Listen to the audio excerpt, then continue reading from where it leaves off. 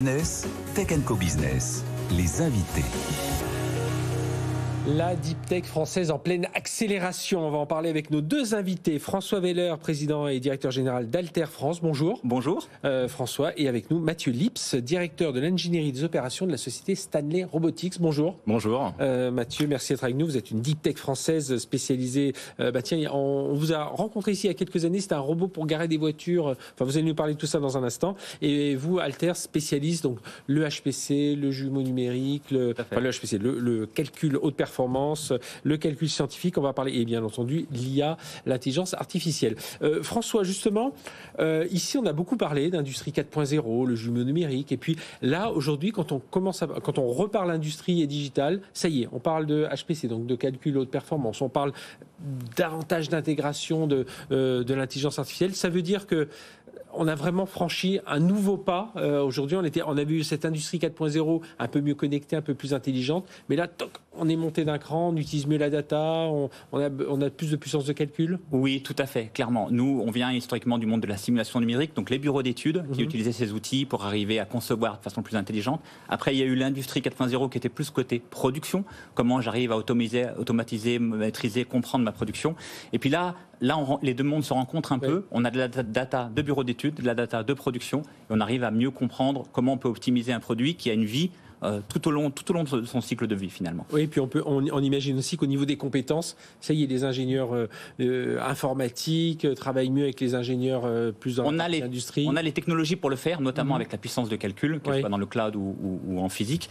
Maintenant, c'est plus un problème organisationnel, un challenge que se pose aux entreprises de comment le faire. Et avoir une idée claire de ce que l'on veut faire. Et justement, et là, il y a quelque chose qui vient encore tout bousculer, c'est l'intelligence artificielle générative. Oui, tout à fait. Alors, avec celle la plus connue, c'est ChatGPT, mais enfin, on a vu qu'il y en avait d'autres. Pour vous, là, on est à l'aube de quelque chose à nouveau ? Oui, tout à fait. Je pense qu'on a vraiment... ChatGPT nous rend service aussi parce qu'elle met en lumière des choses qui étaient dans l'industrie en croissance depuis un certain nombre d'années. Mais là, tout le monde prend conscience de ce que ça peut apporter au-delà du langage. Vraiment, dans notre monde industriel, scientifique, technologique, il y a la capacité à automatiser, à rendre plus productif, à éviter des erreurs. L'accessibilité aussi, on se dit, tiens, finalement, ça paraît, on le voit à titre personnel, et puis finalement, quand on commence à l'utiliser... Ça casse un mythe, une barrière, c'est pour tout le monde. Après, comme d'habitude, il faut identifier les bons cas d'usage. Et puis la data, faut maîtriser sa data. Et puis, mais je trouve que c'est ce que vous disiez très, très, très juste, François Weller, il y a en plus le parti éthique. Là, on nous dit toujours l'éthique dans l'IA, on a du mal à comprendre. Là, l'éthique, le besoin de sourcer des informations, on comprend. Hein. On voit exactement où peut nous mener une IA un peu folle. Alors, il y a un peu d'IA aussi chez vous, mais il y a aussi beaucoup de robotique, Mathieu Lips. Donc, je disais, on a parlé de vous il y a quelques, oui, ça fait 2-3 ans sur ce robot, alors on arrive avec sa voiture dans un parking public d'aéroport. Je crois que c'est déjà, vous allez nous dire, c'est déjà déployé dans les aéroports. Exactement. La voiture, le robot s'empare de la voiture. Nous, on va prendre notre vol, on va faire ce qu'on a à faire et le robot va la garer toute seule. C'était ça l'idée. Hein. Exactement. C'est l'idée et c'est ce qui marche aujourd'hui. C'est l'idée, c'est ce qui marche aujourd'hui, c'est ce qui fonctionne dans les aéroports. Et ça simplifie à la fois le parcours utilisateur. Son premier contact avec l'aéroport, c'est le parking. Oui. On vient lui simplifier cette partie-là. Et derrière, surtout, on vient créer de la capacité. On bouscule l'approche du parking en augmentant la capacité à isosurface. Donc, pas de nouvelles artificialisations, pas des ascenseurs, pas de nouveaux bâtiments.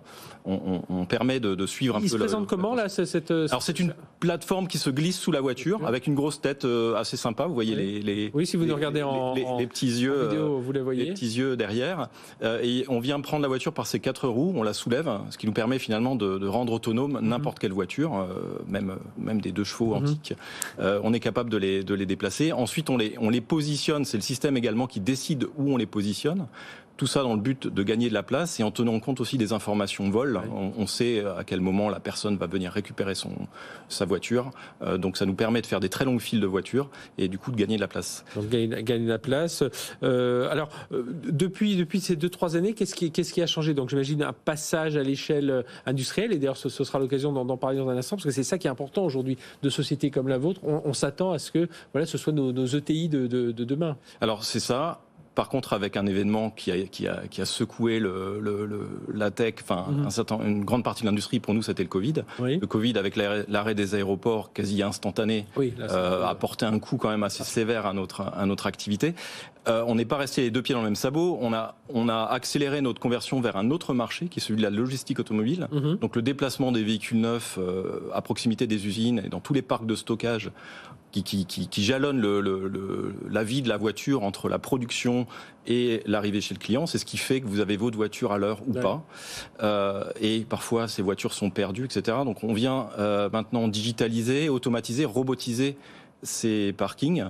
Là, c'est pas tant pour créer de la place, c'est surtout pour venir rendre beaucoup plus fiable le parcours client, enfin le parcours de la voiture et de stockage, le parcours logistique, et aussi pour s'intégrer finalement dans ce qu'on appelle la logistique 4.0, avec beaucoup plus de transfert de data fiable entre les différents acteurs. Qu'est-ce qui est compliqué pour vous pour passer à l'échelle industrielle? Donc, on voyait juste avant vous, il y avait Henri Dagrin, qui est le délégué général du SIGREF, qui dit voilà. Le SIGREF, c'est ces 155 grandes entreprises dans l'organisation. Je choisis la French Tech. Voilà, on doit donner un effet mobilisateur pour qu'ils apprennent à travailler mieux avec des startups et vice-versa. Hein. Mais pour vous, voilà, qu'est-ce qui est... C'est les contrats, c'est aller chercher justement ces grands constructeurs auto. Oui, alors déjà, on est une start-up industrielle. On ne fait pas que du soft, on fait du hard. Vous voyez, cette machine, elle fait presque 2 tonnes. Elle est fabriquée où d'ailleurs Elle est fabriquée en France. Elle est assemblée en France. Alors, elle est composée d'un certain nombre d'équipements achetés un peu partout dans le monde.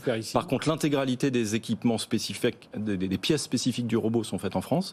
Et ce dont on a besoin pour avancer, c'est déjà des outils de conception solide. Donc ça, c'est le partenariat qu'on a avec Altair et qui nous permet du coup de disposer d'un vrai jumeau numérique du robot lui-même et de connaître son comportement, de prédire sa durée de vie, de venir effectuer des correctifs. Après, pour ce qui est de la production, nous on a pris on s'inscrit pas dans le programme première usine. On préfère venir remplir un peu le carnet de commandes des usines existantes et du tissu industriel français. On est sur des séries qui restent encore assez petites. Donc c'est ça un peu la nécessité pour une start-up comme la nôtre, c'est du soutien dans la durée et sur un tissu solide et existant et avec des outils performant. Et c'est ça que vous repérez aussi, François Weller, voilà ce côté, la pérennité, avoir ce lien grand compte que chacun apprenne à travailler au même rythme. C'est ça, accompagner. Alors, on le disait tout à l'heure, déjà dire que c'est accessible. Une start-up comme Stanley Robotics peut avoir des outils de dernière génération. Donc ça, c'est vraiment le côté avoir des outils accessibles techniquement et économiquement. Et puis accompagner, ça reste un outil. Donc derrière, quelles sont les méthodologies qu'on met en place pour pouvoir travailler ensemble. Et puis là, c'était sur la partie conception et on parlait d'IA. Aujourd'hui, Stanley Robotics, c'est des données de plein de robots qui sont dans plein de parkings, suivis en temps réel dans des écrans qui ressemblent un peu aux vôtres, en moins nombreux. Comment on traite ces données-là? Comment on repère des erreurs? Comment on fiabilise? Comment on amène de l'intelligence et donc de la prise de décision? Ça va être votre... Enfin, indépendant de votre métier. Bon, il y a le calcul scientifique, il y a le calcul en lui-même, voilà, le moteur. Il y a comment ça se matérialise, voilà, pour l'utilisateur avec les outils de simulation, de vision et tout ça, de jumeaux numériques. Et puis il y a toute cette partie data qui vient alimenter le carburant de... In fine, l'objectif reste le même. Prendre une bonne décision informée. Que l'information vienne du fait d'avoir la maîtrise de la physique, notre métier d'origine, ou de la data finalement aujourd'hui, qu'elle soit de la data de production ou de la data de test. Vraiment arriver à rassembler ces données-là, les structurer, les comparer, les interpréter pour aider l'utilisateur final à prendre la bonne décision. Ça veut dire que votre métier, il est aussi en train de changer du côté de la data, parce qu'il faut une data qualité, qualifiée, etc. Tout à fait, structurée, tout à fait. Là on a effectivement tout un plan d'éducation en interne aussi, pour arriver à ce que nos ingénieurs, même mécaniciens, se sentent accompagnés dans le monde de la data. Et je pense que ça va être l'enjeu majeur de l'intelligence artificielle dans les entreprises. La technologie est là, mais elle ne doit pas rester l'affaire de quelques data scientists dans les labos. Sinon, comme d'autres technologies, ça restera des cas isolés. Autre enjeu, on parle IA, calcul scientifique, industrie. On réussit à faire rimer tout ça avec le développement durable ? Enfin, on doit, de toute façon. Comment on fait ?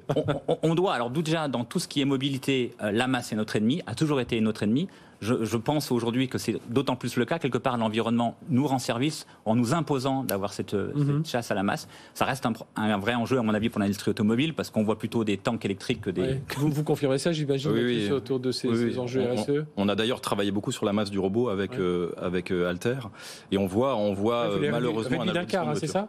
On réduit, on a un potentiel de réduction d'un quart. On est en train de préparer la future génération de robots qui sera beaucoup moins lourde et plus facile à assembler, et donc moins cher. Voilà, en plus. Et donc on poursuit, donc, pardon, François Weller, sur ces... Non, mais du coup, effectivement, après, c'est sûr que l'informatique, le numérique a un impact environnemental. Ça, c'est un problème de le Green IT. Il faut que nous, on travaille effectivement sur la puissance de calcul. Et c'est là où l'intelligence artificielle n'a pas besoin d'être forcément sur le modèle de ChatGPT avec énormément d'entraînement pendant des années qui coûtent très cher économiquement et en environnement. Là, c'est plutôt des modèles déterministes où on va faire de la simulation en temps réel, donc on n'est pas sur des très grands temps de calcul. Oui, c'est ce qu'il faut rappeler souvent. Là, on s'est tous emballés dans l'IA générative, mais c'est vrai que l'IA peut aussi être peu consommatrice d'énergie. Merci à tous les deux. François Weller, donc PDG de la société Alter France. On vous retrouvera d'ailleurs lors de la nuit de l'IA qu'organise BFM Business. Ce sera mercredi 5 juillet en direct, justement, 20h, 23h. Merci Mathieu Lips d'avoir été avec nous, donc directeur de l'ingénierie des opérations de la société Stanley Robotics. Voilà, ces petits chariots qui facilitent le parking dans les aéroports, mais aussi dans la logistique automobile. Merci à tous les deux. Merci Frédéric. Tech Co Business est terminé. On se retrouve la semaine prochaine, même heure, même endroit. D'ici là, excellente semaine sur BFM Business. N'oubliez pas les podcasts, les replays. Tech Co Business sur BFM Business.